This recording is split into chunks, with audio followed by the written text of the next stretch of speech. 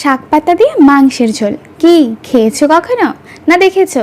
জানি কোনোটাই না, কারণ এরকম যুগান্তকারী রান্নার আইডিয়া একমাত্র আমার কর্তার মাথাতেই আসতে পারে। তো চলো রেসিপিটা দেখে নেওয়া যাক। তো প্রথমেই লেমন গ্রাস, সজনে পাতা, পুদিনা পাতা, কুলেখাড়া সমস্ত কিছু ভালো করে ধুয়ে নিয়ে মিক্সারে পেস্ট করে নেওয়া হলো। কি এবার বিশ্বাস হলো তো যে ঘাস পাতা দিয়েই মাংসের ঝোলে রান্না করছি আজকে। তো যাই হোক, এরপর মাংসটা ম্যারিনেট করা হচ্ছে লবণ, হলুদ, আদা বাটা, দই আর লেবুর রস দিয়ে। তার মধ্যে তো ওই পাতাগুলোর জুস ছিলই, আর এদিকে টমেটো, লঙ্কা আর কাজু বাদামের একটা পেস্ট করে সেটাও মাংসের মধ্যে দিয়ে ম্যারিনেট করে রাখা হলো। এরপর একটা কড়াই বসিয়ে দিয়েছি, তার মধ্যে তেল দিয়ে ফোড়ন দিয়ে দিলাম গোটা জিরে, গোটা গরম মশলা, তেজপাতা আর শুকনো লঙ্কা। তারপর পেঁয়াজগুলো দিয়ে দিলাম, একটু লবণ দিয়ে দিলাম, তারপর দিয়ে দিলাম আদা কুচি। ম্যারিনেট করে রাখার পর মাংসটা কিন্তু আমরা 10 মিনিটের জন্য ফ্রিজে সেট হওয়ার জন্য রেখে দিয়েছিলাম। তারপর ফ্রিজ থেকে বার করে দিয়ে দিলাম সোজা কড়াই। ব্যাস, এবার সুন্দর করে কষিয়ে নিলেই মাংস একদম রেডি। এই রেসিপিটা ট্রাই করার পর কর্তাকে একটাই কথা বলেছিলাম, তুমি যেমন পড়ানোতে আমার শিক্ষাগুরু, আজ থেকে রান্নাতেও।